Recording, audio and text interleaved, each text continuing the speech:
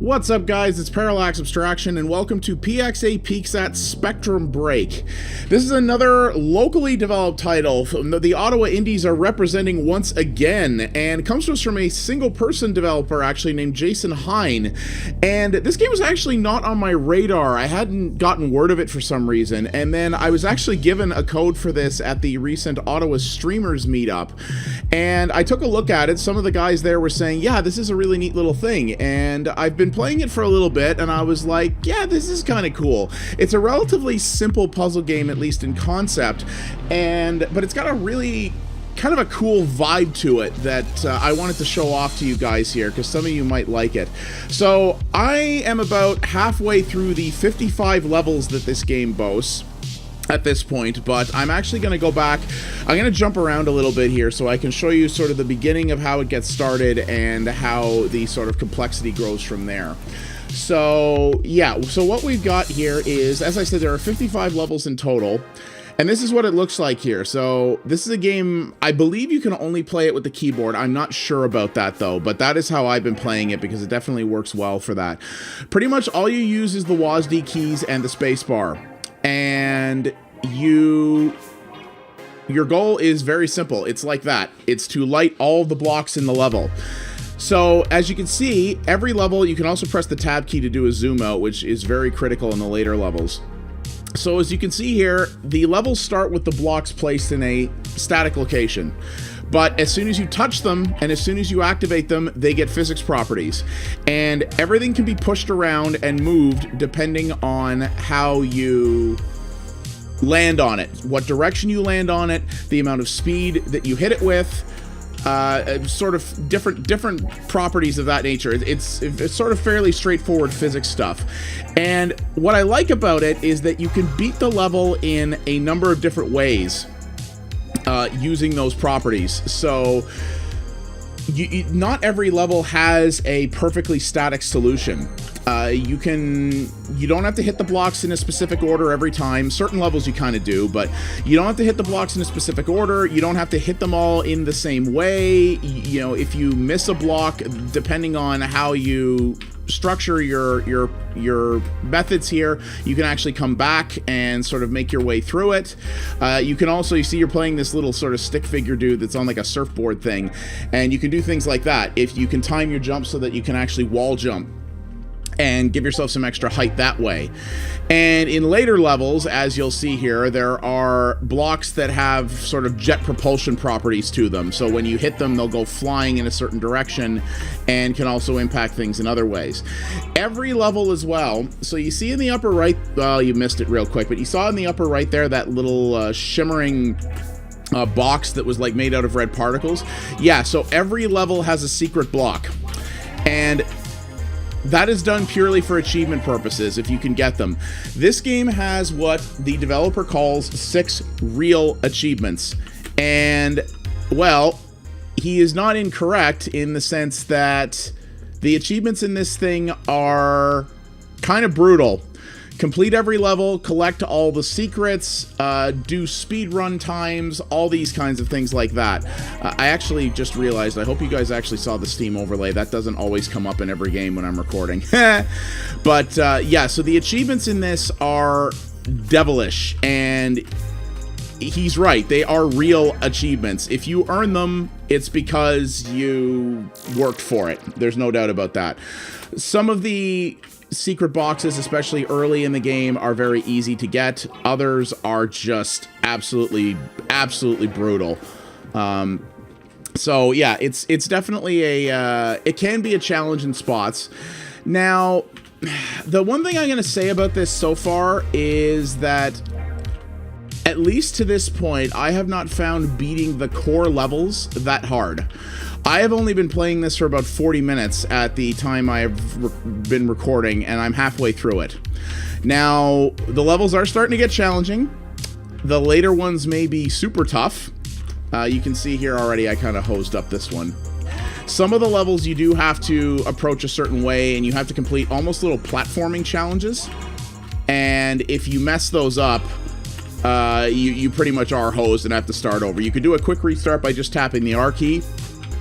And also, if you fall out of bounds, as you can see here, you just start over again. So relatively straightforward, very, very fast to move about. So this is a game that definitely encourages you to fail early and fail often, if you will, which is a cool thing. So, okay, here's what I'm going to do. I'm going to switch out here, and let's get to a bit of a later level. So you see here how some of the level numbers are red. Those are levels that I have acquired the secret block in. So it's nice that it indicates that to you. And you can see there's actually a speed run time in the upper right there as well. And yes, the speed run... There are speedrunning related achievements in this. I could totally see this being an amazing game to watch someone speedrun if they are super good at it. I think that would be kind of amazing, actually. I think speedrunning is one of the most incredible things to watch, so I would really enjoy that. So, but yeah, that has been the problem I have seen so far in my first impressions is that I have been able to chew my way through most of the levels pretty fast. I don't know if they all stay that way. Maybe the later ones get super, super challenging. But this game is also $12 US, which, given how quickly you're able to chew through it, if you can continue to chew through it that quickly, doesn't necessarily seem like the best value to me. Of course, value is subjective, but it doesn't necessarily seem like there is a lot of content in this, unless you want to focus on getting those achievements, on speedrunning it, on getting all the secrets. Then I could see it taking a long time, actually. And I'm not sure if maybe he developed this game specifically for those people in mind, or if he's trying to strike a balance between this and casual players. I think striking the balance is a good idea, but at the same time, $12 is a bit of a hard sell based on my first impressions so far in terms of the amount of content that's in it and the challenge it provides. And I say this, I actually am enjoying this because I typically don't. It's not that I don't enjoy or appreciate puzzle games. It's that I don't play them very often because, if I'm frank about it, I'm bad at them.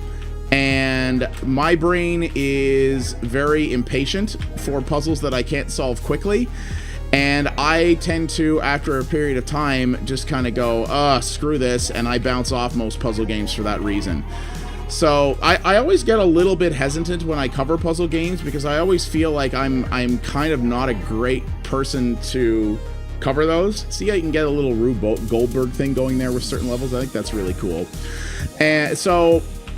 It's a hard thing to judge, right? But I've also seen puzzle games that cost in the same price bracket that have both more levels and a lot more challenge.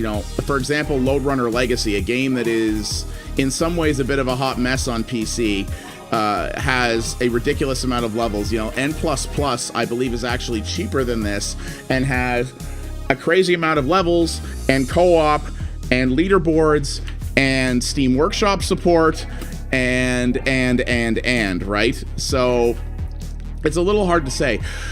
Some online leaderboards for this for times and stuff might have been kind of interesting. I don't know if a game like this would really benefit from co-op. I could see co-op in this actually making people hate each other really, really quick, though N++ does that pretty well on its own as well. So, it's hard to say. I don't really want to hype on that too much. I mean, value is subjective. If you may very well find this to not be an issue for you. I will say that I really do like the simple but effective synthy aesthetic to it. I love synthwave. I love that genre of music. I love real neat sort of neon aesthetics with poppy colors and things like that. And while the visual style of this game is fairly simplistic, I think it works well. I really like the soundtrack that he picked for this. I kind of wish there was a soundtrack purchase option with this, actually. I think that would be kind of cool. I love all the particle effects, and I love the simple but really, really bright colors. It does feel... It feels pleasant, right? Obviously, there's no story to this whatsoever. But it feels pleasant, and it feels like just a fun place to hang out in. Even though I'm relatively bad at it and I've been chewing through it quick, I've been having fun with this. And like I said, as someone who has tends to be very impatient with puzzle games, that is saying something. You know, if this was a lot harder earlier on, maybe I would have bounced off it a lot sooner and would have been like, this isn't for me. But I actually have been enjoying this. While I think the value proposition might be a little tough to justify for some people, if I paid $12 for this, I'd personally probably be happy. But I have, you know, I have a bit more financial freedom than some gamers who might be a little bit more who might need to be a little bit more discerning. So that is something to keep in mind. But I like how fast it is. I like how when you find the flow of a level, it can get, you know, you can chew through things very quick. You get that little dopamine rush every time you hit things and you hear that little building sound effect, and you see that little pie chart in the upper right there is indicating the total amount of blocks that you've taken out. Seeing that go up while you hear the little noises is actually really cool and a lot of fun. You know, it's just, you know, it just feels like a fun and laid back place that's, you know, not taking itself super seriously, and has a relatively simple mechanic and concept that I personally think is pretty well executed. And there is enough additional stuff on here between the secrets and the speed running. Also, there is a manual rotation mode that I haven't talked about yet, where, so as I hit angles and things like that on these blocks, you'll see how my guy's angle is kind of changing like that. Yeah, the game is doing that for me. There is a manual rotation mode you can turn on, and I believe one of the achievements is tied to that, where you have to manually control your character's rotation with the Q and E keys while doing everything else. I tried it for a little bit and was immediately like, nope, that's not for me. But again, if you are a really high level player, you can do some pretty rad stuff with that. Oh, good lord. I don't, oh dear. Where am I? Okay. Oh, actually, you know what? I think I got this. Oh, oh, ding! Nice. And as you can see, like, you saw how the secret block there, I don't know if you noticed, but was way buried up in the upper left corner? Yeah, this sucker can get really, really devious. Like, there have been levels in this where I've looked at where the secrets are, and I'm like, how do you get, I don't even know. So, lots of discovery and things like that, for sure. This is a puzzle game that I think you can actually sort of relax to a little bit and chill out to. It's not super frustrating because the levels are relatively small and relatively fast to restart and things like that. And I think it's actually, you know, something you can play casually. This will run on anything. I may have done a little bit of my initial research on this at my work computer during lunch. It was totally during lunch. And that computer has like Intel 530 graphics, I think, or something like that, and this game ran at a rock solid 60. My 2014 Lenovo laptop, which has older Intel HD, not so much, but that's also a pretty old computer, so you can easily play this on some pretty low-end stuff. Ideally, you know, what I'd really like to see if Jason Hein could do it is I'd love to see a port of this on something like the Switch. I know that's the phrase du jour lately for basically every game is, oh man, you know, it used to be, oh, this game would be so awesome on an Oculus Rift. Now it's this game would be so awesome on the Switch. But I think it's a little different in the case of the Switch simply because, you know, it's a portable system, and this game with its formatting and its pacing, I think would actually be a fantastic fit for something like the Switch. I think this would be a great little portable thing for people on a commute or people on lunch breaks or anything like that. I could see this doing well there. It's doing okay on PC, but it would be neat to, oh hey, that was the last level I was on, so now we're seeing something new. I don't know what those. Oh, okay, so that's what those L pieces are, is they go off in angles. Okay, that's kind of rad. So, yeah, I think this would do really well on there, and it would be cool if he could do it, but I know porting from PC to Switch is not a simpleton's task, so not sure how realistic that is, but yeah, I've been enjoying this for sure. You know, the way I think of it is simple but effective. You know, the aesthetic is simple, the gameplay is relatively simple, a certain number of the levels are relatively simple, But it's very effective at what it does, and if you are willing to put in the time, there are some very challenging side things you can do in this that could take you a lot of time. That may make the $12 US price point a good proposition for you, but I do think a lot of people are going to compare the value. Oh, there's only one left. I think a lot of people are probably going to compare the value proposition of this to other cheaper puzzle games on Steam versus the amount of content they offer, and that's not an unfair comparison to make at the same time. So definitely a value thing there for you, but in terms of the quality of what you're getting, I think this is very cool for what it offers. How much it offers, that's going to be a little bit more up to you, but it's well made, and it's simplistic in a way that still offers a decent amount of challenge and that I have been enjoying quite a bit. So yeah, that is Spectrum Break, developed and published by Jason Hein in 2018. This is on the PC on Steam for $12 US. I believe it's like $13.50 Canadian, something like that. Once again, I'm happy to promote an Ottawa developer. The Ottawa indie scene has some cool stuff coming out of it, and just shows that we've got people who can make a wide variety of different neat stuff in this town. Thanks for watching, everybody. If you liked what you saw here, please consider liking the video and subscribing to the channel. That does help me out a great deal. I also do live streams over on Mixer at mixer.com/pxabstraction, and don't forget to follow @pxabstraction on Twitter to find out about new stuff first.